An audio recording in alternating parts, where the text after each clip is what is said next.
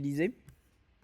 On avait réalisé la deuxième partie avec les deux colonnes. On avait ensuite réalisé la partie avec nos phares, plus une section, plus un bloc ici qui contenait nos différents éléments qui suivaient. Pareil ici, c'était plus ou moins la même chose. Donc effectivement, on va remarquer que tout était bien boxé. Et puis pareil, ici, c'était très très proche de cette partie-là, où on avait réalisé notre H1, notre paragraphe, encore une partie ici, et en 3 colonnes, que j'avais appelées à chaque fois tiers. Puis j'avais réalisé la partie quart, et puis vous avez vu que très rapidement, j'avais réalisé le footer. En footer que j'avais pas terminé, d'ailleurs, j'avais fait ici une div id footer, dans lequel je mets une div de classe container, et je choisis également derrière si je veux que les enfants soient en ligne ou soient en colonne. Là, c'était bien en ligne, donc j'ai bien choisi row. Ensuite, chacune, je l'ai mis dans une div, classe col pour qu'à l'intérieur, ça se mette sous forme de colonne, même si j'ai qu'un seul élément, c'est logique que je mettrai les choses en colonne à l'intérieur. Et car, parce que je voulais que ce soit un car seulement. Et j'ai mis mon paragraphe à l'intérieur. Alors là, il y a un petit truc qui me dérange. J'en profite de ces moments-là pour faire un point de cours. En plus, vous l'aurez en vidéo, donc vous pouvez relire cette partie-là. Il y a des choses qui me dérangent un tout petit peu et qui a dérangé des personnes, d'ailleurs, un peu plus tôt dans le temps. C'est que on fait beaucoup de divs. Et quasiment presque beaucoup trop. Et il y a un problème, c'est que div footer, c'est con ça, div footer. C'est un footer, on sait que ça va s'appeler footer. Un moment à un autre, on sait qu'en haut c'est un header, en bas c'est un footer. Ce vocabulaire-là, il vous échappe pas maintenant. On le redit assez régulièrement. Et en fait, c'est un petit peu dommage de créer des diffs pour les appeler footers. Alors qu'on sait très bien qu'on va avoir des footers. On sait très bien qu'on va avoir un header. Et donc, au bout d'un moment, on a inventé certaines, euh, certaines balises. Alors les balises, elles se comportent comme des divs. Mais ce sont des balises qu'on va appeler thématiques, qui ont pour objectif de dire ça c'est ça, ça c'est ça, et ça c'est ça. Alors, je peux les noter directement ici. Ce sera dans le cours en PDF. Il y a une section spécialement justement pour le HTML5. Et c'est le HTML5 qui l'a intégré. C'est un ensemble de balises vraiment thématiques, sémantiques. Par exemple, au lieu de mettre une div comme ça, dont l'idée serait header, autant directement faire une balise header. Ça existe. Alors qu'à partir de HTML5, donc attention, si j'ai moi déclaré mon site à l'origine, là je suis bien en HTML5, mais si je l'avais déclaré en HTML4, elles sont pas légales. J'ai pas le droit de les utiliser, même si ça fonctionnera. Et donc qu'est-ce qu'on va avoir comme balise? On l'a dit, header. Qu'est-ce qu'on va avoir d'autre? Footer. Je pense que j'ai pas besoin d'expliquer à quoi ils servent. Mais on en a plein d'autres. Par exemple, on va avoir la balise section. Ça sert à quoi la balise section? C'est simplement en fait carrément ça. Toute une zone. La zone en fait comments, au lieu de mettre une div, j'aurais pu mettre directement la balise section. C'est en réalité plus logique. Alors ça change pas grand chose, dans les faits ça change pas grand chose. C'est juste plus logique. C'est vraiment un segment, une partie de votre site. Une section. Qu'est-ce que je vais avoir d'autre dans les plus utiles? Nav. Bon, je pense que vous avez compris, à quoi ça peut servir. Donc je vais avoir ma zone de navigation. Ça, c'est pour informer Google que cette zone-là, c'est pas juste des liens lambda. C'est vraiment une barre de navigation. Et puis vous en avez plusieurs autres. Articles. Ça, c'est pour toute la partie rédactionnelle. C'est pour englober toute une partie article. Et vous avez le aside. Aside, c'est ce qui va généralement à côté d'un article. Si par exemple vous avez un site dans lequel on a des articles de presse, une actualité, la partie actualité au singulier, l'actualité que je suis en train de lire, c'est article. La liste des articles associés, ce sera un aside. Elle sera à côté. Ça vient compléter. Moi, je vais me contenter pour le moment des 4 premiers.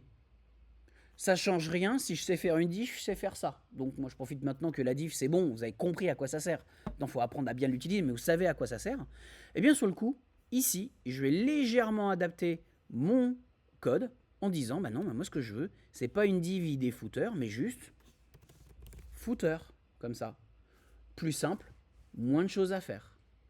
Et donc maintenant, dans mon CSS, je peux aller styliser footer, mais j'ai pas besoin de mettre un id devant, j'ai pas besoin de mettre un dièse, je peux simplement mettre footer. Lui mettre un petit padding de 50 pixels en haut, 0 pixels à gauche-droite, et de lui rajouter le background orange avec la variable orange. Si j'actualise, c'est bon, parfait, ça fonctionne. Je vais pouvoir rajouter ma couleur. Tac. Parfait. Et maintenant, je veux pour chacun des blocs qui sont là-dedans, dans les fameux quarts, j'aimerais pouvoir mettre une petite bordure. Si on retourne sur la maquette, effectivement, on voit que sur la maquette, tout en bas, il y avait bien une bordure qui séparait chaque bloc, chaque quart. Donc, dans mon code ici, je veux bien une bordure entre elles et elles. Je vais utiliser quart. Oui, mais attention, je ne vais pas manipuler quart dans son entièreté. Parce que je n'ai pas envie de mettre une bordure à chaque fois que c'est une div de classe quart. Parce que je pourrais peut-être utiliser quart plus haut. Non, c'est uniquement dans footer. Donc dans mon style, je vais bien préciser footer, espace, point quart. Ça veut dire que ça va manipuler les quarts qui sont à l'intérieur de la zone footer. Alors à l'intérieur, mais quel que soit le niveau, vous voyez que là j'ai footer, là j'ai quart, mais qu'il y a un intermédiaire. Si j'avais écrit ça comme ça n'aurait pas fonctionné. Parce que ça veut dire enfant direct. On peut faire un essai d'ailleurs. Hein. Border-right, un px, solid, white. J'actualise, ça ne fonctionne pas, je n'ai pas ma bordure. Je n'ai pas ma bordure parce que j'ai dit car enfant direct de footer. Mais non, car n'est pas enfant direct de footer puisqu'il y a un intermédiaire ici. Comme si ça c'était le grand-père, ça c'était l'enfant. Entre les deux, il y a le parent. Donc ici, soit dans mon style, je vais passer par container. Et là, ça fonctionnera bien. Sauf que ça me fait forcément des lignes qui risquent d'être un petit peu longues. Soit je supprime les intermédiaires en disant espace. Et en faisant espace, je dis ok, je veux un descendant de footer. Car descendant de footer. Quel que soit le niveau de descendance. C'est dedans. On s'en fout. C'est dedans. Et si je fais ça, ça y est, ça fonctionne. Ok, maintenant il n'y a plus qu'à rajouter un petit padding. Donc je vais rajouter un padding de 10 pixels tout autour. Tac, ça va me donner ceci. Et puis, j'ai un problème là. Le petit dernier. J'ai pas envie de l'avoir. Il me plaît pas celui-là. Mais il me plaît pas du tout. J'ai envie d'enlever le trait sur le tout dernier. Et bien ça aussi, on en a parlé la dernière fois. Je l'ai mis dans la documentation. Ça sert également à ça, c'est qu'on ne peut pas tout voir non plus. Donc moi je vous donne de la documentation et vous avez internet pour tout ce qui est petits détails comme ça. Là on va utiliser ce qu'on appelle une pseudo-classe. Alors pseudo-classe, on avait déjà traité, hein, c'était le fameux hover pour faire les soulignements, les surlignements, le passage de la souris. Je vais y revenir là. Mais ici surtout, je vais utiliser footer, car, 2 points, et je veux dire que je veux le dernier. Last child. C'est le dernier quart de footer. Et là, je vais dire border. Oula. Border. None. Dans le cas du dernier enfant, j'enlève la bordure. Je réactualise. On voit que le dernier n'a plus de bordure. Donc en fait, on a mis une bordure à chaque, Mais le dernier, on lui enlève. Et comme on est plus précis, on est prioritaire. D'ailleurs, il me suffit de jeter un petit coup d'œil, inspecter. Je clique dessus. On voit bien qu'il a bien affecté la bordure right à mon objet, mais qu'il a une commande supplémentaire qui vient chanter le style. Alors ça, c'est rigolo parce que c'est quelque chose en réalité que vous allez le plus souvent faire. C'est chanter des styles qui existent déjà. Comment est-ce qu'on crée des sites aujourd'hui? Réellement, est-ce que vous savez quelle techno on utilise pour la conception de sites marketing? Marketingment parlant, je ne parle pas d'une solution informatique, je ne parle pas d'une application web qui viendrait genre Gmail, Monster, voilà, je ne parle pas d'une application web, je parle vraiment d'un site marketing genre pour une boîte comme peut être la CCI, qui est quand même quelque chose de volumineux, jusqu'au boulanger du quartier. Quelle techno on va utiliser majoritairement? C'est pas une question rhétorique, hein, j'attends des réponses. Parce que je l'ai déjà dit. WordPress. WordPress, on ira rechercher les chiffres. Je vais balancer un chiffre comme ça, mais on ira plus tard rechercher les chiffres. On tourne entre 60 et 70% de marché. Alors ça dépend si c'est, je sais plus si c'est 70 ou 60-70, ça dépend si c'est les solutions complètes du web ou les CMS. Alors, je crois que les CMS, ça dépasse même, on arrive même à 80%, enfin, c'est un truc de malade. Ça veut dire qu'aujourd'hui, c'est WordPress qui est utilisé. Qu'on aime ou qu'on n'aime pas, qu'on le veuille ou qu'on ne le veuille pas, ça change strictement rien à l'affaire, c'est WordPress qui est utilisé. Qu'est-ce qu'on va faire dans WordPress? Est-ce qu'on va fabriquer complètement un thème nous-mêmes? Non, on a déjà tous les outils à notre disposition. Ça, on verra comment on fait. Il y a un truc, c'est que vous utilisiez un thème déjà existant, que vous utilisiez un thème extrêmement personnalisable, ou vous utilisiez ce qu'on appelle un page builder pour intégrer des blocs de construction et des modèles déjà existants, il n'empêche que c'est toujours un design qui existe déjà et que vous allez vouloir manipuler. Parce que votre client, quand vous allez proposer une maquette, il sera toujours content dans l'ensemble, mais il y aura toujours un détail qu'il faudra corriger. Et ce détail, pour les corriger, il faudra bien enlever le style qui est de base pour rajouter le vôtre. Et pour rajouter le vôtre, bah, ce sera du CSS. Donc en réalité, on sera toujours obligé, la manipulation qu'on fait, même pour une solution globale, standardisée, on sera toujours obligé de manipuler par du CSS. Et aujourd'hui, une agence de com qui me dit, nous, on a des personnes en interne, ils ne connaissent pas le HTML, CSS, c'est pas possible. C'est absolument infaisable. Et attention, hein, je ne suis pas pour tout coder, hein, au contraire. Objectif, c'est de gagner du temps. Hein. Je suis prêt à cliquer sur des boutons que ça génère tout seul. Mais il y aura toujours la petite manipulation qui n'aura pas été prévue par un système. Vous intervenez derrière. Et donc, assez souvent, vous allez intervenir justement dans cette idée de chanter du style qui est fourni de base. Ça y est, ça fonctionne, j'ai fini mon footer, Bibi est content. Ok, on va pouvoir remonter et une grosse partie qui va évidemment nous intéresser beaucoup, c'est ce segment-là, qui vient un petit peu quand même être un peu contradictoire vis-à-vis de ce que l'on a réalisé jusqu'à maintenant. Question, est-ce que le design va de gauche à droite de l'écran? Oui. Est-ce que le contenu est boxé? Ouais? T'es sûr? Par rapport au reste? Je suis pas persuadé. Quand je regarde nos phares et quand je regarde la partie du dessus, je vois quand même que ça déborde. C'est le seul cas ici dans ma maquette où le contenu n'est pas boxé. Il n'est pas boxé, il déborde complètement. Donc ici, on ne va pas respecter la règle que j'ai depuis le début avec ma div, derrière, je vais lui donner un nom, derrière une div de classe container.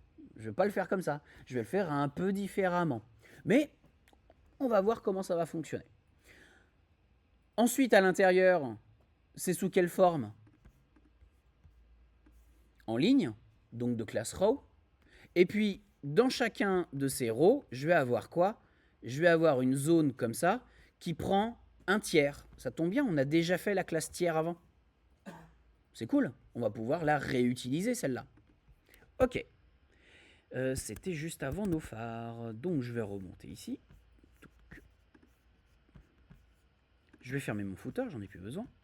Je vais fermer cette partie-là. Et c'était juste avant la partie no phare. Je vais me mettre ici. Et donc, je veux une div. Dièse, on l'appelle comment?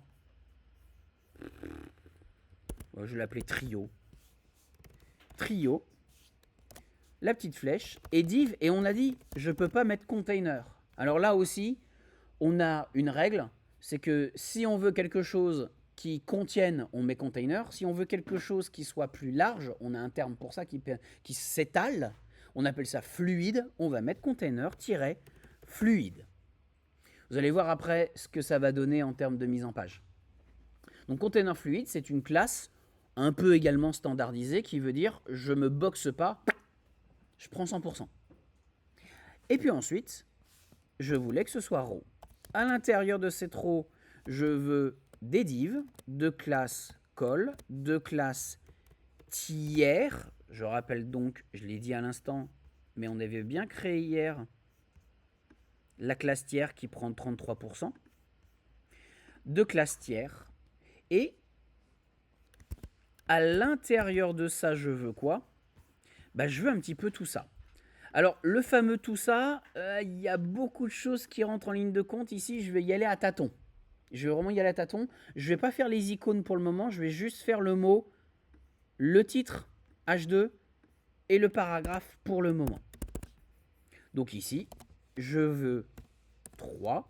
Et dans chacun, je veux un H2 plus un paragraphe. Je vais évidemment garder mon emmet.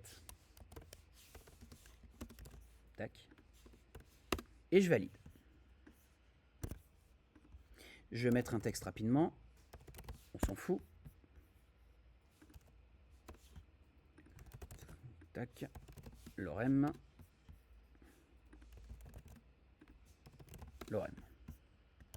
Je regarde tout de suite ce que ça donne. Si je réactualise, j'ai bien une zone comme ça qui prend bien la largeur de mon écran. Est-ce que j'ai bien mes 3 colonnes? Oui. Là déjà, justement, quel est l'intérêt de parler de ce container fluide? En fait, regardez, c'est très simple.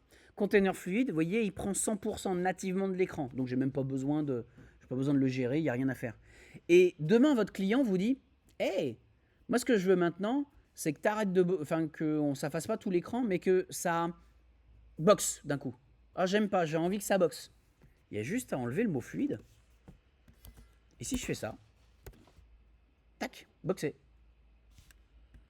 Je remets le mot fluide, déboxer. Vous voyez, et je peux switcher très facilement de l'un à l'autre. Et ça, c'est quelque chose que vous allez même voir dans WordPress, où au final, on va être dans cette problématique-là. Dire, est-ce que je boxe, est-ce que je ne boxe pas? Voilà, vous pourrez faire complètement ce choix. Cette zone trio, je vais pouvoir commencer à la styliser. Hop, je vais la mettre avant le footer, je sais plus. Ouais, c'était avant no phare, donc je vais essayer de mettre le bon ordre. Trio, un background color. Je vais utiliser les variables. J'ai l'avantage de ne plus me rappeler forcément de ce que c'est comme code couleur. Ça me facilite quand même le travail. Je réactualise, on est bon. Je vais ensuite faire une couleur de texte en blanc. Et attention, ça met bien en blanc, mais ça ne mettra pas mes titres en blanc. Donc il faudra bien que je pense que dans Trio, H2, la couleur soit blanc. Je réactualise. Et voilà, c'est propre. Ensuite, je pense bien à tous mes textes, les mettre en center, donc texte à ligne, center, et il va me centrer tous mes textes. Vous l'avez vu, je le fais bien ici à l'ensemble. Ça s'hérite. Si je le fais à la zone trio, les paragraphes ou les H vont obtenir le résultat à l'information. Ça y est, c'est plutôt pas mal. Ça fonctionne. C'est dans la structure que je voulais. Maintenant, je vais m'intéresser un petit peu au fameux rond qui était ici. Si je regarde un tout petit peu la maquette, on sait que ça, c'est une image. Sauf que l'image, c'est pile poil ce que je suis en train de sélectionner. Donc, on ne va pas mettre une bordure sur l'image. S'il n'y a pas de bordure sur l'image, c'est que, et il y a quand même une bordure, c'est qu'il faut forcément une balise pour ça. Il nous faut un objet pour ça. Donc, je vais créer un truc que j'ai pas créé, que j'ai mis volontairement de côté, à l'intérieur de mon tiers, ici, juste avant mon H2, je vais rajouter une div pour faire un rond. Bah évidemment, ça va être div de classe rond. Clac. Et dans cette div de classe rond, je vais mettre une image et aller chercher mon image. Style, IMG. Et pour l'instant, je vais mettre que la baleine. Si j'actualise, ça me fait une grosse baleine. Il n'y a plus qu'à réadapter. Et d'ailleurs, le rond, je ne le vois pas très très bien. Bah, je peux tout de suite, le rond, lui mettre un style. Border, un PX, solide, white. Si vous avez des difficultés à voir vos blocs, n'hésitez jamais à leur mettre des bordures ou encore mieux de leur mettre un background. Vous mettez un background type comme ça, background color red, vous le voyez le bloc. C'est pas facile de travailler des choses que l'on ne voit pas. Bah, mettez des couleurs pour les manipuler, pour les voir. Ce sera beaucoup plus simple. Là maintenant, je vais pouvoir retravailler mon rond. Alors je vais laisser la couleur rouge. Par contre, je peux lui mettre des coins arrondis. Border radius, 50%. Bam, ça arrondit. Parfait. Ensuite, il y a un problème, c'est que rond, il est un peu gros. Je vais le réduire. Largeur, 200 pixels. Et hauteur, pareil, 200 pixels. Parce que attention, si je ne lui mets pas largeur-hauteur, il pourra se déformer. Ce ne sera plus un rond, ce sera un ovale. Ce ne sera pas très joli. Donc je suis obligé de lui imposer des dimensions. Clac. C'est plutôt pas mal. Il me reste à faire quoi dans cette zone-là? À réduire un petit peu la photo à l'intérieur. Je rappelle que l'image, on l'avait fait hier, et il faut juste que je la retrouve. L'image, j'ai dit que par défaut, elle faisait 100% du parent. Ouais, mais là, je veux pas. Je veux que l'image soit un peu plus petite. Donc, point rond, flèche IMG, l'image dans le rond. On va lui donner une largeur de 50% seulement. Je réactualise et ça va me donner ceci. Et là, vous apercevez que c'est pas forcément hyper bien centré. C'est pas hyper bien centré parce que je lui ai pas dit. Et il n'y a rien de mieux pour centrer aujourd'hui. Alors, il y a plusieurs solutions, mais centrer... Plusieurs solutions pour centrer, mine de rien. Le texte à ligne, vous avez vu quand même qu'il est quand même centré horizontalement. C'est bon, il n'y a pas de problème. C'est verticalement que ça pose un problème. Et pour centrer verticalement, c'est toujours un petit peu galère. On peut travailler avec des margines, mais c'est toujours un peu compliqué. Le plus simple, c'est de travailler en flex. Complètement. On va faire un essai. C'est que rond ici, je vais lui dire display flex. Si rond, je le mets en display flex, vous voyez que là déjà, je vais avoir une sorte de petit problème. Mon image, elle va être légèrement déformée et puis elle n'est plus forcément hyper bien alignée. Bon, c'est pas très grave encore. Je peux choisir ensuite, si je veux, du flex direction en colonne. On va le retrouver là-haut. Ah, déjà, ça commence à devenir un peu plus sympa. En tout cas, elle est plus déformée l'image. Soit en colonne, soit en ligne. C'était pas mal en colonne. Ça déforme moins l'image.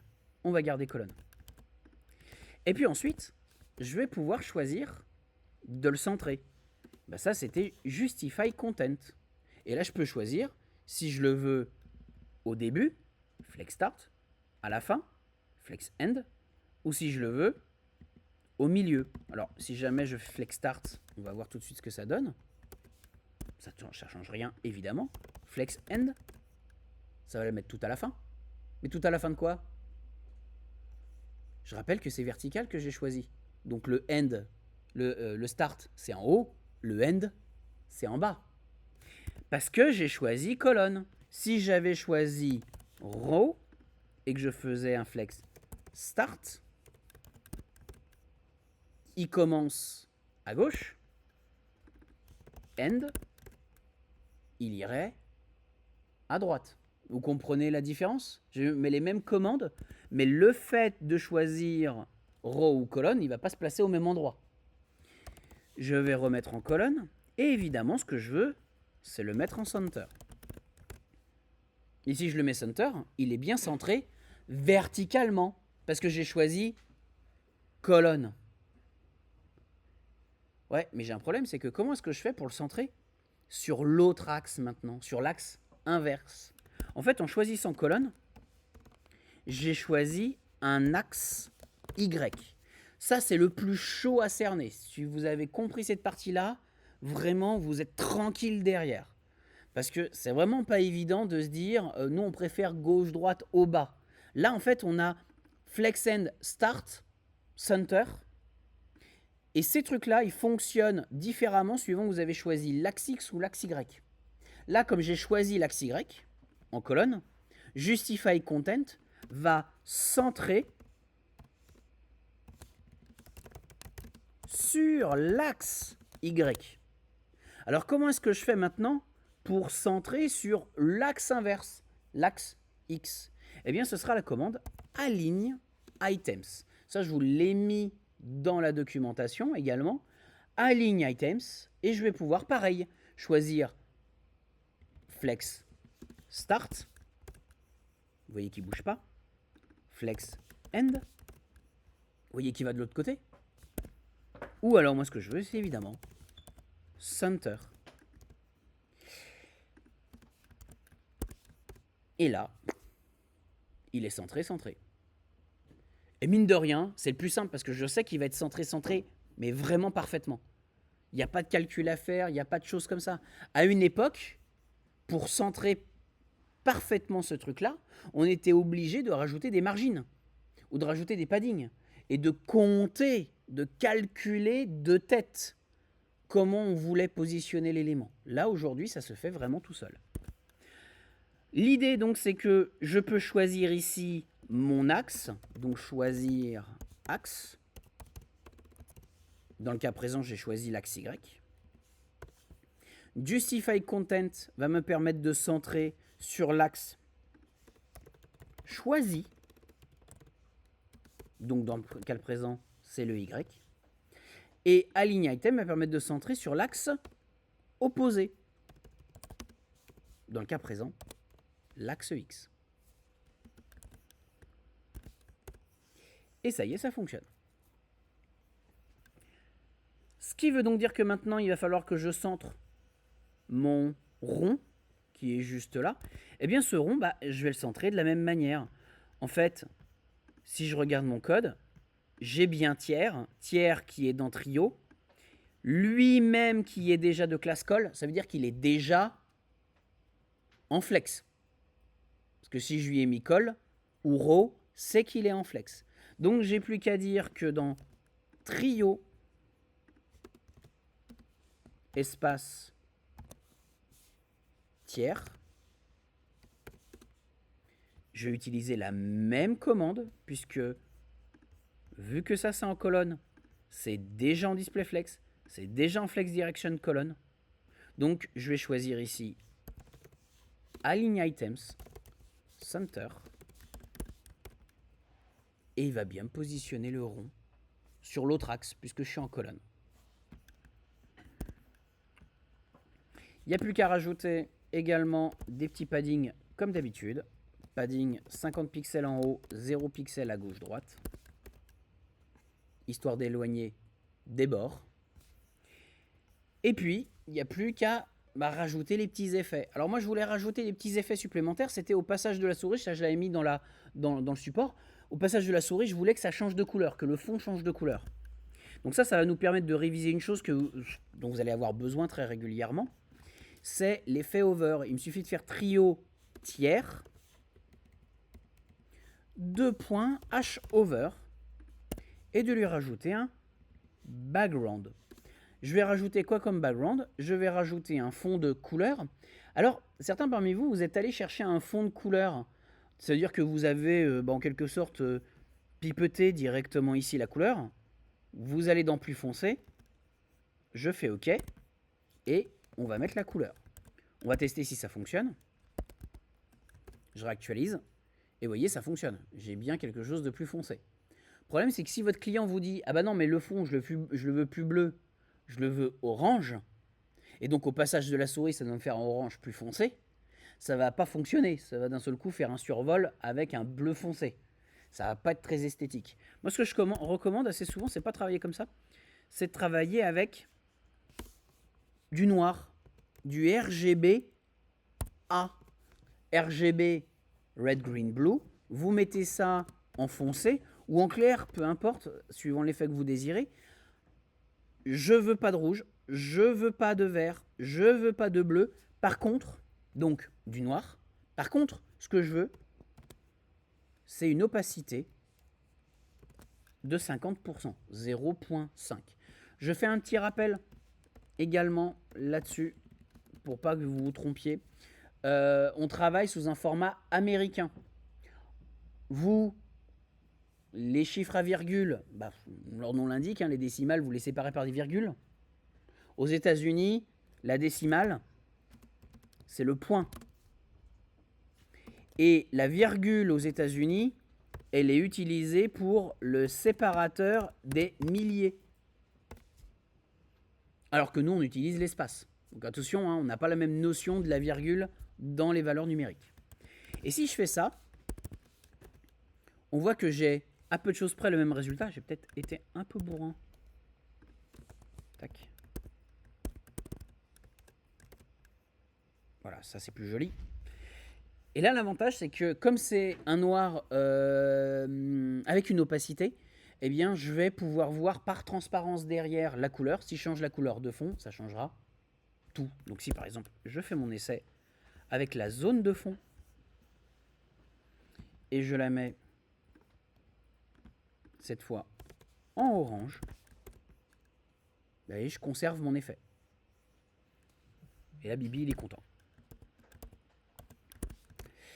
Je réactualise, on est plutôt bon là-dessus. Autre effet que je désirerais réaliser, c'est que je veux que ça zoome, que ça grossisse. Mais ça grossit quoi? En fait, ça grossit le cercle en lui-même. Donc j'ai envie de grossir le cercle. Et bien comment est-ce qu'on va faire? On peut faire ça. La même chose. Trio, espace tiers, over. Mais attention, over.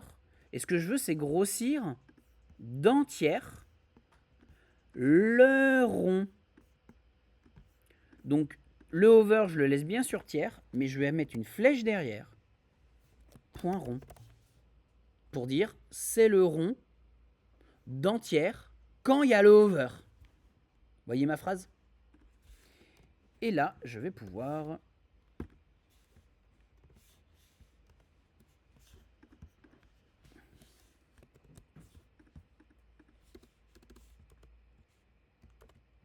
tac, je vais pouvoir lui mettre une taille plus grosse. With. Alors j'ai peut-être un peu abusé tout à l'heure avec les 200. Je vais mettre 150. Je vais mettre un poil plus petit pour le rond. Et le rond, je vais le placer à 300 pixels en hauteur, à 300 pixels en largeur. Je réactualise. Et c'est déjà un peu plus sympa. Par contre, moi j'ai une chose qui me pose problème, c'est que c'est vachement violent. Clac, clac, clac, clac. Donc il va falloir, j'aime bien passer d'une étape à l'autre, mais de manière beaucoup plus fluide, beaucoup plus simple. Et bien ici, on va pouvoir passer un état de transition. On va pouvoir dire avec une transition, passer d'un état à l'autre. Alors je vais déjà commencer avec le background. On voit que... je vais le faire avec le rond. Je vais le faire avec le rond. Et on va pouvoir le faire directement dans la commande de base en ajoutant la commande transition. Si je fais une transition, on va me dire, ok, qu'est-ce que tu veux transitionner? Donc, quel est l'effet que tu veux transitionner? Par exemple, j'ai envie de transitionner sur la largeur. WIDTH, width. Ensuite, quel est le type d'animation que tu veux opérer? Alors là, on en a plusieurs. Vous voyez, dès que je tape E, G, is in out, is out. Alors ça veut dire quoi ça? Is in. Ça veut dire que ça ralentit, c'est lent au début et ça va accélérer. Alors que is out, c'est rapide au début et ça va ralentir. Ou is in out, c'est lent au début, ça accélère au milieu de l'animation et ça ralentit à la fin. Ça, c'est un comportement beaucoup plus naturel. Vous, quand vous partez d'ici potentiellement en voiture, votre voiture, elle part pas à 90 km/h immédiatement. Vous démarrez lentement. Vous êtes obligé de démarrer lentement. Vous partez pas d'un seul coup. Puis à la fin, vous ralentissez. Mais au milieu, vous êtes plus rapide. Bon, bah là, c'est valable pour quasiment tout. En fait, c'est une question de plus d'habitude. Je vais faire ease in out. Et puis derrière, je vais pouvoir choisir en secondes la durée. Alors, je vais faire exprès de faire un truc qui dure 5 secondes. Et vous avez vu, je mets bien la transition dans l'état naturel. Pas dans le résultat final, mais bien dans le point de départ. Je réactualise, et quand je vais passer le curseur dessus, vous voyez, tous les effets se sont faits d'un coup, sauf la largeur, qui met un peu plus de temps à se mettre en place. Et ça va dans les deux sens. C'est que si j'enlève, vous voyez, la largeur met du temps à revenir à son état initial. C'est pour ça que je le mets dans l'état de base. Parce que si vous le mettez que dans le résultat, et je réactualise, là, il va fonctionner. Et par contre, quand j'enlève, il ne fait plus le retour. Donc je le mets toujours dans l'état de base, l'état naturel. On va lui appliquer la transition. Par contre, là, j'ai bien marqué transition où je mets la commande que je veux transitionner.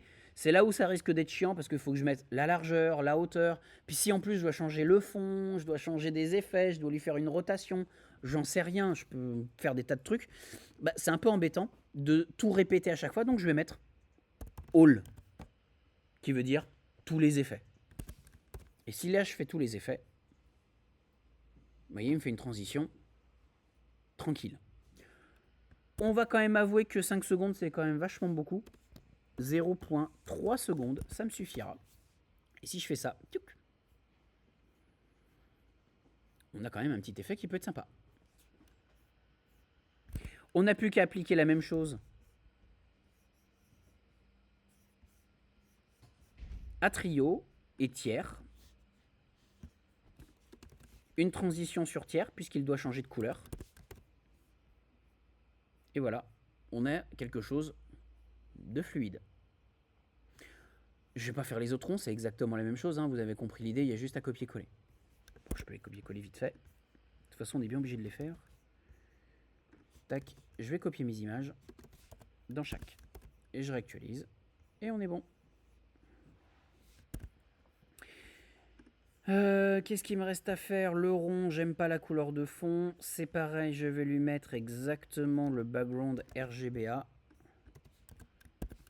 pour être plus proche de la maquette. Et je considère que de mon point de vue, bah, j'ai terminé la zone. C'était la zone la plus compliquée à faire. Hein. Vous avez vu, c'est là où j'ai mis le plus de code, plus d'éléments. Est-ce que vous avez déjà des questions sur ça? C'est bon pour vous? Si je fais une correction, c'est pour vous. Hein. Moi, je sais faire. Hein, donc, ouais. Pas tous à la fois. On risquerait de pas s'entendre.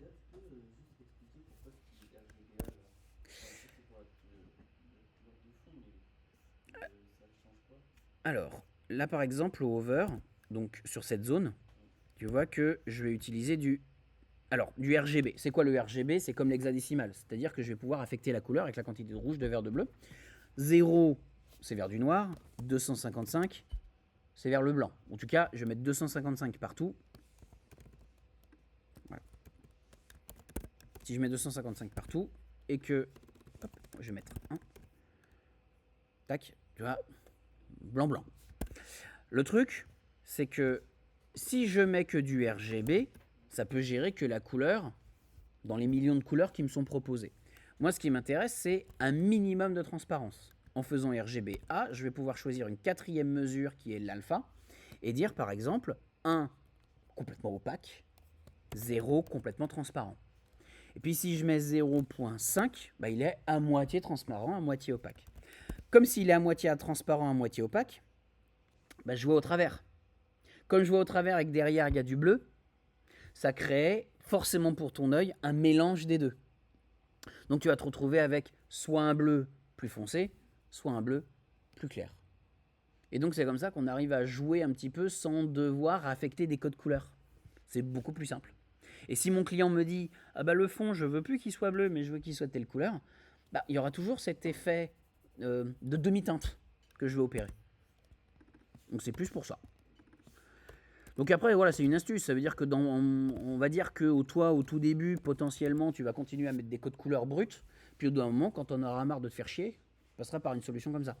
Ça viendra avec le temps. Ce qui vient avec le temps, c'est que tu en as marre que ton client te demande de modifier des choses et que tu n'as pas prévu le fait qu'il voudra que tu les modifies. Donc tu voudras toujours... au bout d'un moment, tu penseras... On va essayer d'avoir cette philosophie-là au maximum, mais on pensera toujours en 4D. On pensera au long terme. On pensera, attends, ça fonctionne. Oui, mais s'il me demande de faire ça, ça ne fonctionnera pas. Donc, je vais tout de suite me faire douleur pour modifier une chose, pour faire un truc, une technique, qui fait que je vais être tranquille demain. Et tu vois, là, si je mets du... Je remets comme c'était avant. Si jamais je change la couleur de fond de la partie trio pour mettre, comme je l'ai fait tout à l'heure, en orange, tu vois, j'ai toujours une demi-teinte parce que j'ai le noir un peu très très très léger en réalité. Ça fait un gris, mais ça fait un gris transparent et donc il me fait un orange plus foncé.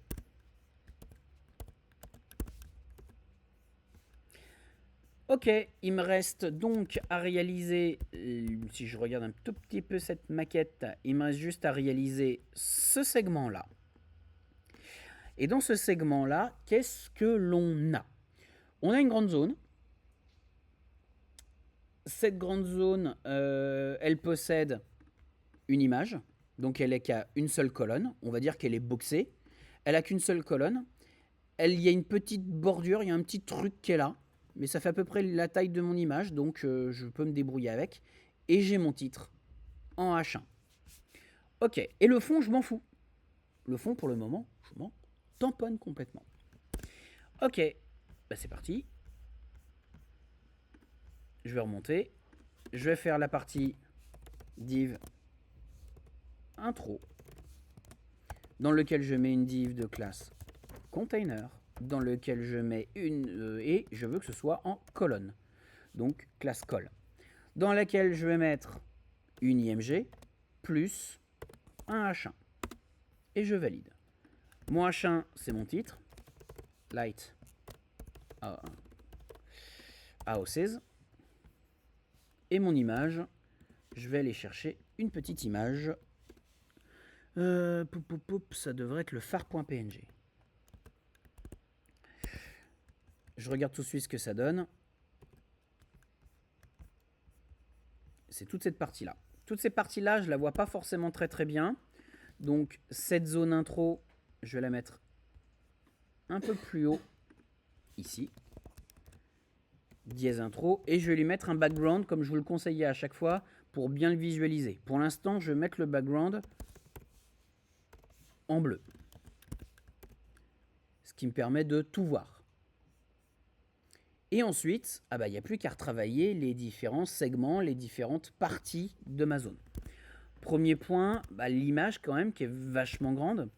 Donc ici, je peux jouer avec dièse intro img, l'image dans la zone intro, lui donner une largeur peut-être un peu plus petite, 200 pixels.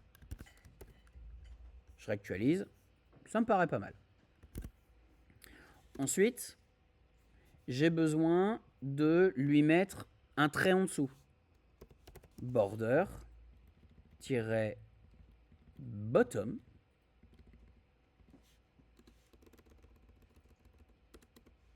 Deux points, 5 pixels, plein.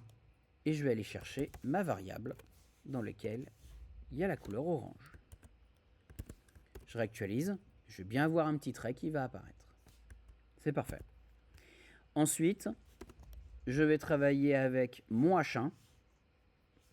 Alors, soit je le manipule ici, soit je le manipule là-haut. Je vais le manipuler ici, ça m'évitera les allers-retours.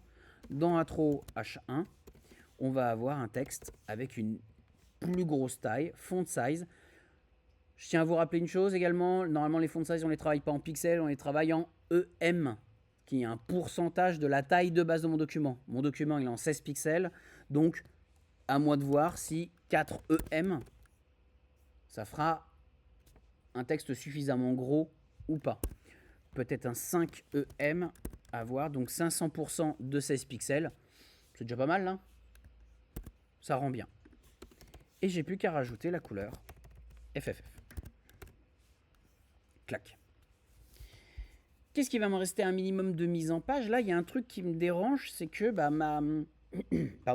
ma photo, mon visuel, il n'est pas assez large, il n'est pas assez grand. Alors j'ai vu certains travailler avec des paddings et tout, ok.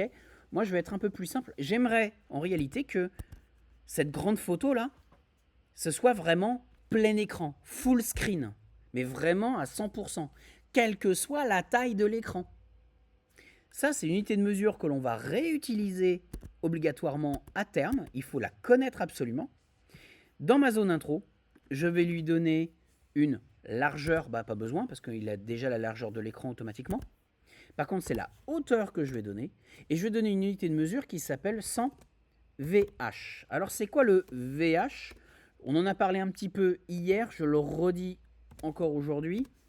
VH, c'est hauteur de l'écran, ou VW, c'est égal à la largeur de l'écran. Si je mets 100 VH, je veux que le système, que Intro, ait la hauteur de 100% de l'écran, quelle que soit la taille de l'écran, que ce soit une tablette, un ordinateur, un smartphone. J'actualise et vous voyez bien que la zone bleue fait pile poil. Là, je suis vraiment en haut. Si je descends un tout petit peu, pic, ça y est, on voit tout de suite qu'il y a la zone en dessous. Donc, il fait vraiment pile poil la hauteur de l'écran. Si jamais je réduisais, vous voyez, ce sera pareil. Je monte légèrement et tac, j'ai déjà du blanc. Donc, la zone sera plus petite. Donc, vraiment, on a une zone qui est complètement adaptée à la taille de l'écran. Aujourd'hui, on aime bien arriver sur un site et avoir une belle image quand on arrive, un beau texte quand on arrive. Pourquoi pas une vidéo également? Donc tout de suite, hop, on est vraiment happé par le système. Et ça, cette unité de mesure, elle sera utile parce que dès qu'on va travailler sur du WordPress, eh bien, ils utilisent les unités de mesure. Ils ne vont pas être en mode magique, ils vont utiliser les unités de mesure qui existent. Vous aurez du pixel, vous aurez du pourcentage, vous aurez du EM. Il faudra savoir, et du VH. Donc il va falloir les reconnaître, savoir dans quel cas on les utilise. Aujourd'hui, en fait, on fait également du WordPress sans s'en apercevoir. C'est bon, ça fonctionne. Maintenant, ce que je veux, c'est arriver à organiser tout ce qu'il y a dans ma colonne, ici. Ma colonne, justement, je peux la manipuler un petit peu comme on a vu avant. Intro.col. J'ouvre. Et je vais lui dire qu'il a une hauteur pareille de 100 VH. On va voir après pourquoi. Si j'actualise, vous voyez que par défaut, la colonne, là, c'est la partie bleue qui est dans la grande zone intro. Cette colonne, elle est limitée à son contenu. Là, je lui mets 100 VH. Donc, hop, ça y est, elle fait bien la hauteur du bloc entier. Et maintenant, je vais pouvoir sans problème, vu que c'est déjà du display flex, faire du justify content center. Et en faisant ça, ça va centrer verticalement comme on l'a fait juste avant. Et align items va me permettre de centrer dans l'autre sens, sur l'autre axe. De ligne de commande, tout est parfaitement centré. Et c'est pour ça que moi j'ai une préférence pour cette technique-là, parce que c'est parfaitement centré. Alors après, tout dépend si on veut décentrer ou pas, hein, c'est un questionnement. Mais en soi, si je mesure le nombre de pixels là et le nombre de pixels ici, normalement c'est exactement le même par rapport aux boîtes. Je dis par rapport aux boîtes parce que l'image elle-même, elle commence potentiellement ici, elle a du vide transparent. Donc c'est pour ça que ça peut produire visuellement un petit décalage. Et puis lui, il va se baser en bas sur la hauteur de ligne qui s'arrête peut-être là. Donc effectivement, la queue du G là ne vient peut-être pas dans le calcul. Mais en soi, c'est centré. Plutôt que de rajouter des paddings, des margines sur un truc qui va être élastique et sur le fait que personne n'aura maintenant jamais les mêmes écrans. Avant, c'était très standardisé. Aujourd'hui, c'est plus le cas. Je veux dire, vous prenez n'importe qui ici, vous sortez vos téléphones, vous n'avez pas les mêmes dalles d'écran. Bon, sauf si vous êtes tous sur un iPhone, et généralement, il reste à peu de choses près sur les mêmes, mais même ça, ça change. Vous prenez les derniers iPhones, ils n'ont pas les mêmes tailles d'écran. Pas du tout. Bon, ça change pas grand-chose. C'est bon, ça y est, ça fonctionne. Maintenant, tout ce qui me reste à faire, c'est de rajouter, comme le donne ma maquette ici, mes deux fonds. Et oui, il est tout à fait possible de mettre deux backgrounds. C'est pour ça que, également sur ces aspects-là, que je voulais refaire ce point de correction, c'est que c'est également des points de cours. Donc moi, je vais considérer que c'est vu. Vous en profitez de ces instants-là pour récupérer de l'info. Mais c'est tout à fait possible de mettre deux backgrounds. Là où assez souvent dans WordPress, ça va être un peu compliqué de le faire. Ici, nous, on a la capacité de le faire. J'aime bien dans cette maquette-là, je ne sais pas ce que vous en pensez d'ailleurs de la maquette, on n'en a pas parlé plus que ça, mais je ne sais pas si vous trouvez ça sympa. Mais voilà, je voulais que ce soit un peu graphique également. Et je me dis, tiens, ça, le côté un peu déstructuré, je trouve ça assez rigolo, assez sympa à faire. Eh bien, on n'a pas deux divs. Il n'y a pas une div là et une div ici. Non, non, non, c'est comme ici, hein, c'est bien un background avec un dégradé. Et puis, on a un background également avec une image, parce que comme il y a une superposition d'éléments, dans l'état actuel de nos connaissances, c'est forcément que l'objet, il est derrière. L'image est derrière. C'est donc un background. On va pouvoir travailler déjà avec l'image. Ça, c'est pas trop compliqué, on sait faire. On va faire un background image, et je vais choisir URL et aller chercher mon image. Donc img, tac, et je sais plus laquelle c'était, je crois que c'était phare tout bêtement. On va aller vérifier. Je réactualise, ça doit être celle-là. Grosse image, un peu volumineuse.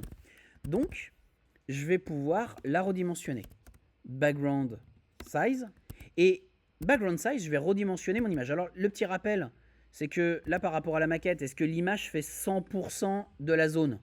Non, on va dire qu'elle fait à peu près un 80, peut-être un truc dans le genre. On va tester. Donc, background size, 80. Encore une fois, X, Y, toujours dans cet ordre-là. Donc si je fais 80 largeur et par exemple 200 pixels hauteur, vous allez avoir une image qui va être déformée. C'est pas ouf. Donc c'est bien garder auto pour la hauteur, comme ça il va garder la même hauteur. Oh, elle se répète. Background, repeat, no repeat. Je réactualise. Nickel. Ensuite, background, position. Et je vais pouvoir choisir X, Y. Où est-ce qu'elle est? Donc moi, je la veux à droite. Y, center. Et ça y est, elle est placée au bon endroit. Ça aussi, dans WordPress, ce sera les conditions de base. Il faudra penser à revenir sur chacune de ces choses. Puis ces choses-là, on les a déjà vues. Hein. Pour moi, c'est de la révision à ce niveau-là. Et là, j'aimerais maintenant appliquer un dégradé supplémentaire. Donc ici, je peux aller dans mon générateur de dégradé que l'on avait traité la dernière fois et aller récupérer le bleu en code couleur, l'appliquer à la place du orange et déplacer mes deux curseurs, pourquoi pas, pour être environ à 30%.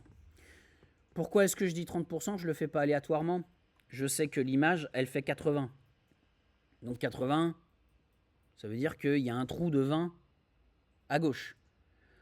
Et il y a un décalage, donc 10%, ça me paraît très bien. C'est à peu près ça que je veux comme design. Le fond, par contre, devrait être blanc, je crois, de mémoire. Tac, blanc. Et puis, je vois que ici, il me propose ça, un background linear gradient en background. Alors, il y a un truc, c'est que si je prends ça, je copie et que je colle,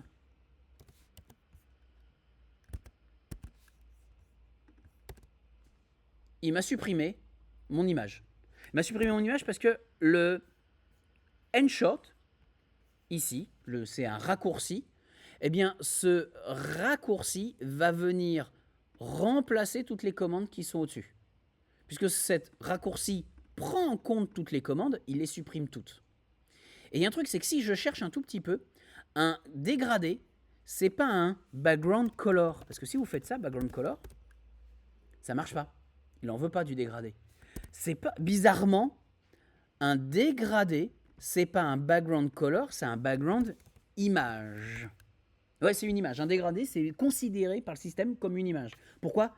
Parce que background color, il est au singulier.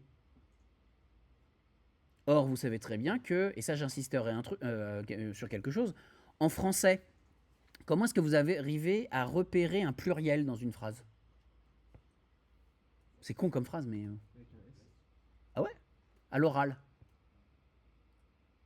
Des enfants. Comment est-ce que tu sais que je parle de plusieurs? Voilà, le déterminant, ça sert à ça, hein. C'est qu'en français, on a un déterminant devant qui permet de déterminer en genre et en nombre. Et en fait, le S qui est à la fin, c'est juste un accord à la con, qui n'existe que à l'écrit. Tu ne le prononces jamais. En anglais, bah, il se prononce. Le pluriel se prononce parce qu'il n'y a pas de déterminant. Il n'y a pas de déterminant. Le pluriel, il arrive à la fin. Donc, vous, en anglais, les pluriels ont énormément d'importance, alors que nous, ils n'en ont pas plus que ça. C'est juste une règle d'écriture. Et j'insiste un petit peu là-dessus, c'est que quand vous voyez une chose comme ça, bizarrement, je vais un peu me contredire après, mais background color, bah, normalement, il n'est pas censé faire un dégradé. Il est censé faire une couleur. C'est tout. Et en fait, ça arrivera très souvent, c'est que quand vous aurez des règles où ce sera marqué au pluriel, c'est que vous pouvez en mettre plusieurs. Si c'est au singulier, vous pouvez en mettre qu'un seul. C'est très souvent le cas. Vraiment, vraiment, vraiment insister là-dessus. Le truc, c'est que donc linear gradient, c'est un background image. Et là, si j'actualise, vous voyez, on voit bien mon dégradé. Je vois bien mon dégradé qui se fait. Et vous voyez, mon dégradé, il fait 80%. Il a accepté ma commande ici. Et bien sur le coup, ce qu'on va faire, et c'est là où je me contredis un petit peu, c'est que je veux les deux. Je veux le phare et le dégradé. Et bien je vais tout simplement prendre mon dégradé, mais que le dégradé, pas la commande elle-même, que le dégradé, background image, URL, IMG phare, virgule, le dégradé. Et là je peux mettre, et c'est là où je me contredis parce qu'il n'y a pas de pluriel ici, mais il y a le droit de mettre virgule, une autre commande, virgule, une autre commande, virgule, une autre commande. Et ici, si je réactualise, vous voyez que j'ai bien les deux. J'ai bien mon phare, ma photo, et mon dégradé. Oui, mais regarde, ton dégradé, ton image a fait 80%, mais ton dégradé, bah, il fait également 80%. Or, je veux que le dégradé fasse 100%. Ben, c'est pas grave ça. Pareil, le 80 auto, il est pour... Dégage-toi. Il est pour cette URL-là. Donc, si je veux, pour le linear gradient, une autre commande, dans size, virgule, et je donne la commande pour la deuxième partie. 100% auto. Donc, le 80% auto va aller pour la première commande, le premier background, virgule, deuxième dimension pour le deuxième background. Et ainsi de suite. Et en fait, je suis capable d'appliquer les choses comme ça. Je réactualise. C'est fini. C'est beau. Là, on est clairement dans le type de cas où même les outils les plus poussés actuellement sous WordPress ne nous permettent pas de le faire. C'est là où vous avez une plus-value. Et c'est con parce que ça permet de faire vraiment beaucoup de créa, ça. Ok, j'ai terminé avec cette petite aspect-là. Pour moi, on est bon. Il ne me reste plus qu'à faire la partie haute, le fameux header. Si je regarde mon header, c'est toute cette partie-là. Qu'est-ce qu'il a comme commande, ce header? Est-ce qu'il est largeur complète de l'écran? Oui. Est-ce qu'il est boxé? Oui. Il contient quoi ici? Un logo? Ouais, mais plus précisément. Je ne sais pas si vous en avez parlé avec Julia ou avec Cyril. Qu'est-ce que doit toujours avoir un logo comme caractéristique?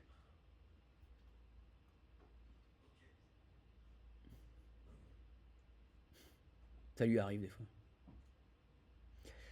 Il doit être... Alors en SVG, ça c'est plus moi qui l'impose. Effectivement, c'est pas obligatoire. Mais Maintenant, ça va être une habitude. Mais c'est pas une obligation, vraiment une habitude, un standard. Là, je parle vraiment d'un standard depuis 20 ans. Hein. Je m'en fous du design.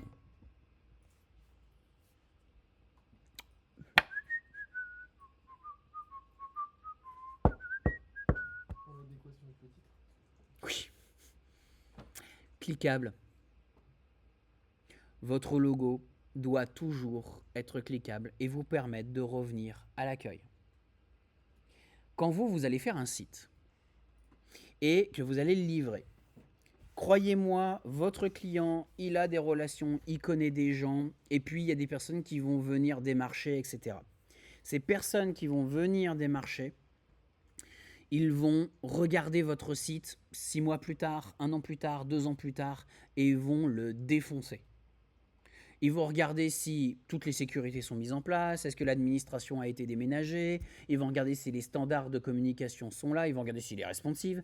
Et une des premières choses qu'on fait, c'est est-ce que le logo est cliquable? C'est un standard aujourd'hui, le logo doit être cliquable pour vous envoyer vers la page d'accueil. Donc mon logo doit être un lien avant tout. C'est bien une image, mais dans un lien. N'oubliez donc jamais de rendre cliquable votre logo. Ça, c'est une des choses que je regarderai de toute façon sur vos rendus HTML et WordPress en premier. Ça ne me demande pas trop de travail. Mais c'est la première chose que je vérifierai. Donc, ça doit être cliquable. Et derrière, je dois avoir un ensemble de liens. Je ne vais pas m'emmerder à rester dans les standards par contre à ce niveau-là. Je vous l'avais dit la dernière fois que généralement, on est plus sur des UL et des LI avec des liens. Moi, je vais rester sur un truc vraiment basique pour le moment. Je n'ai jamais trop trouvé d'intérêt à le faire comme ça. Et ben c'est parti. Je retourne dans mon HTML et je vais créer avant intro un header. Je pense pas avoir besoin de mettre une div, hein. On va faire comme footer, hein. Header dans lequel j'ai une div de classe container et qui est également de classe row. Pourquoi row? Parce que les éléments là et là ont les mêmes sont en ligne. Une fois que j'ai réalisé ça, je veux un lien, dièse logo, parce que je vais pas mettre un ID, il n'y a qu'un seul logo à proprement parler, l'icône du logo, et dans lequel je mettrai une image. Je vais englober ce truc-là par une parenthèse, parce que après le lien, je veux rajouter une nav, et dans cette nav, on va mettre des liens de classe. Alors, je vais mettre classe menu. La nav, et je vais faire des liens de classe éléments menu, qui contiendront les mots lien. Et je vais évidemment conserver ça. Clac, et on valide. Ah, pardon. J'en veux peut-être 5.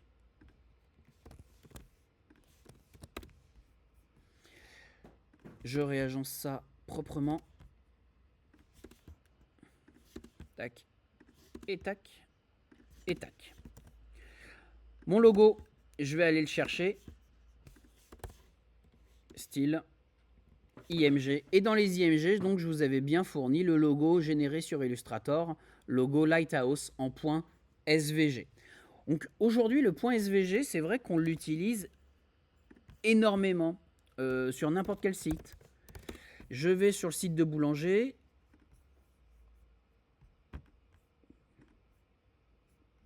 Tac, une petite inspection. Vous voyez, il est bien en format SVG. Donc maintenant, quasiment tous les logos sont en format SVG. Et sur beaucoup de cas, c'est pareil. Alors c'est potentiellement pareil sur les icônes ici. Vous voyez, c'est un SVG. Donc on va intégrer, alors ça on va en reparler un peu plus demain, mais on essaye d'intégrer au maximum des SVG parce que ça nous permet, en zoomant, de ne pas pixeliser. Vous voyez, le produit là, on voit qu'il est flou, qu'il est pixelisé, là où le logo ne l'est pas. Donc en termes d'image de marque, du marketing, c'est quand même vachement important. On regarde tout de suite ce que ça donne. Je réactualise et j'ai bien une barre avec mon Lighthouse qui arrive juste là. Et ben j'ai plus qu'à redimensionner. Tac. Dans mon design. Dièse logo, il est peut-être un peu grand, donc je vais faire une largeur de 200 pixels. Je réactualise. Voilà, ça me fait à peu près ce que je voulais. 200 pixels, c'est bon. J'ai ensuite ma navbar de classe menu. Donc, je vais faire point menu. Et je vais lui donner une largeur with, pourquoi pas 500 pixels. Je réactualise. Clac. Et là, je m'aperçois que tac, ma barre, bah, c'est vrai que j'ai pas mes éléments à l'intérieur qui prennent trop de place. Ils se dispatchent pas comme je veux. Déjà, j'ai peut-être fait un oubli. C'est que ma classe menu, ce serait bien qu'elle soit menu, mais également que ce soit en row, pour que mes éléments se mettent les uns à côté des autres et que ce soit du flex, encore une fois. Je réactualise. Voilà, là, c'est bien, ça va se mettre comme on veut. Maintenant, les menus, j'ai plus qu'à les styliser en leur donnant une largeur with 150 pixels. On regarde ce que ça donne. Tac. C'est pas bien. Tac. Attention, là également, on va parler d'ergonomie. Un bouton doit toujours être cliquable au-delà de son simple texte. Donc vous devez toujours prévoir une plus grande largeur sur le bouton. D'ailleurs, quand vous allez vous amuser à tester votre site auprès de Google sur certains outils, donc notamment le Google PageSpeed, ça c'est des outils qu'on verra ensemble à un moment ou un autre. Dès que vous allez tester dans les Google PageSpeed, il va avoir toute une partie un peu responsive. Et sur la partie responsive, il va vous dire si votre bouton il est trop petit ou pas. En termes d'ergonomie, il va vous donner une note. Ce qui veut dire qu'il va regarder votre site et il va le juger. Google juge votre site aujourd'hui. C'est quand même un truc de malade. J'ai bien mes boutons qui sont là. J'ai plus qu'à rajouter texte à ligne center. Je réactualise et c'est bon. Ok, maintenant ce que je veux, c'est que c'est bien boxé, mais j'aimerais un peu plus d'écart entre ma nav et mon lien. J'aimerais qu'ils se dispatchent le travail tous les deux. Eh bien, sur le coup, comment est-ce que je vais faire? Eh bien, c'est pour ma row dans header.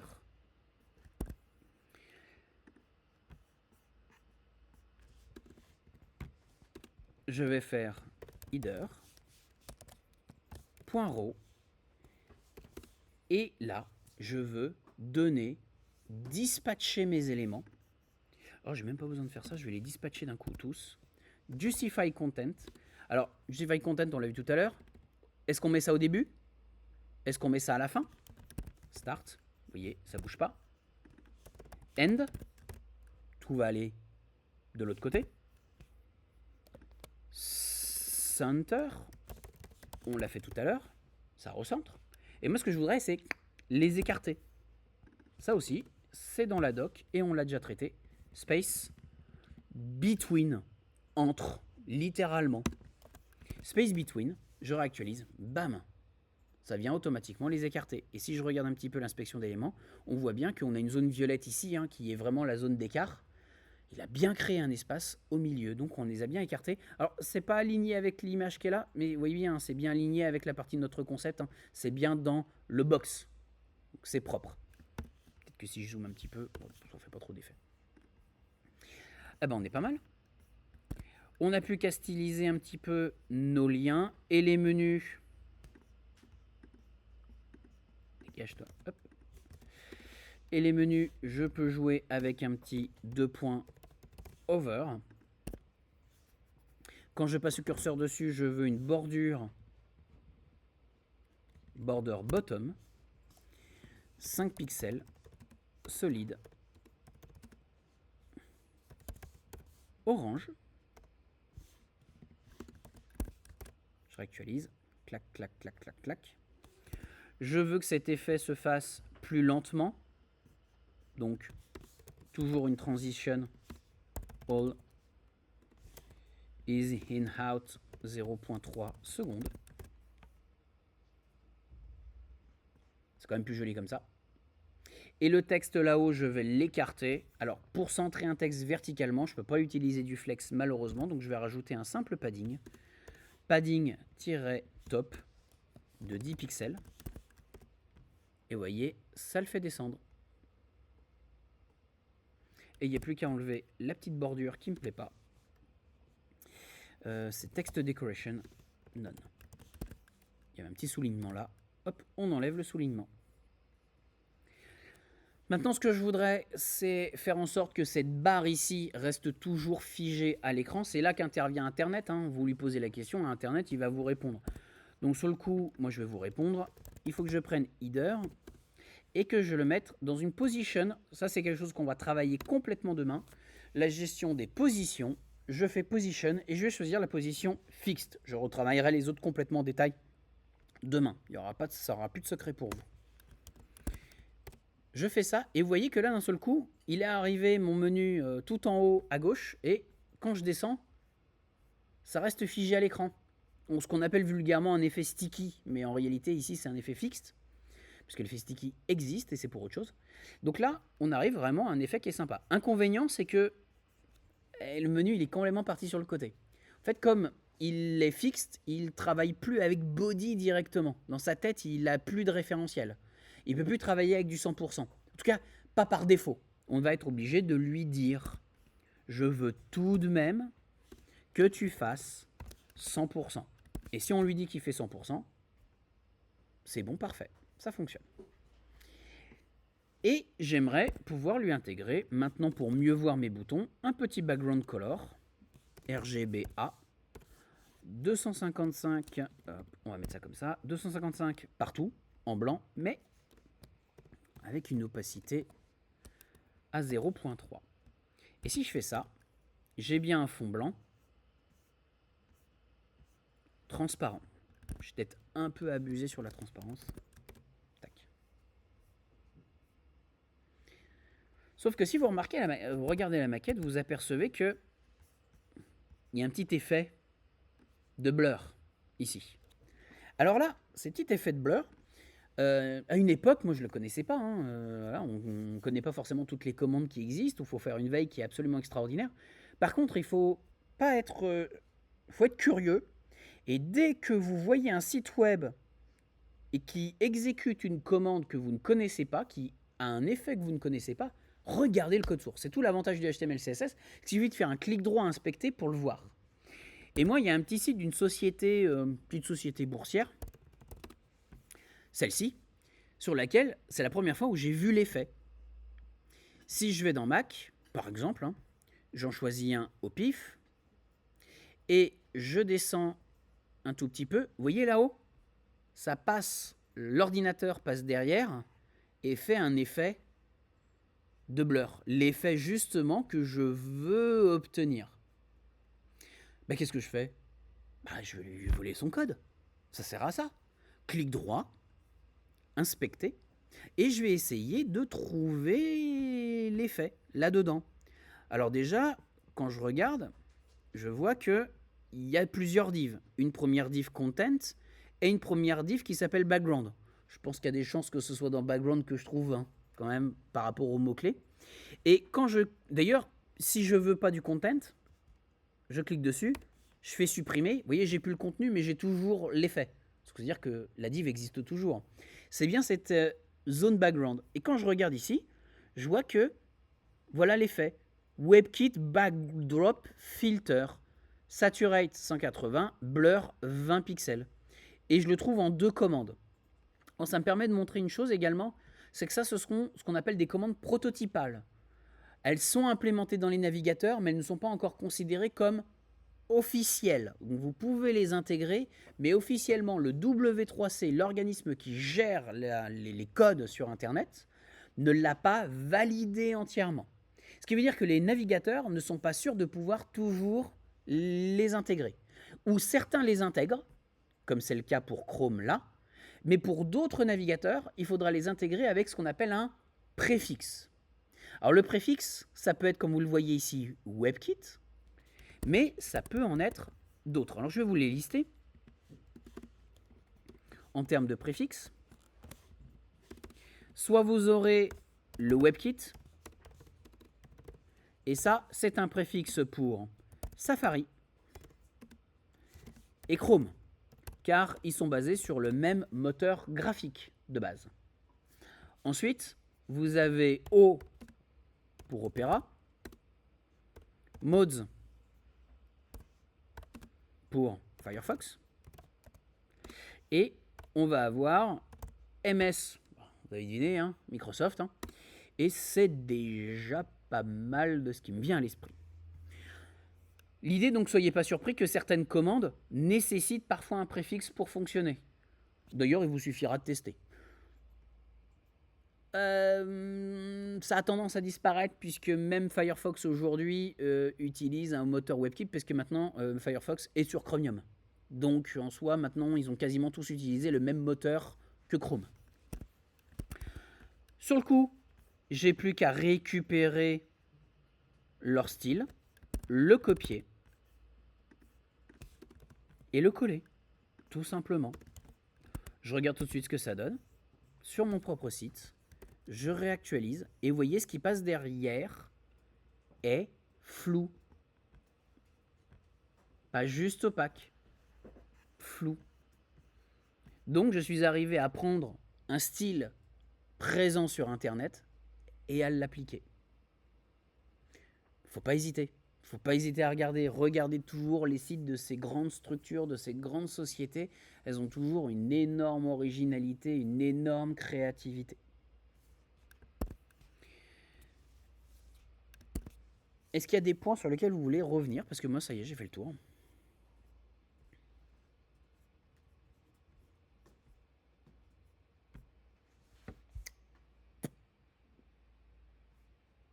Oui, non, peut-être. Ok.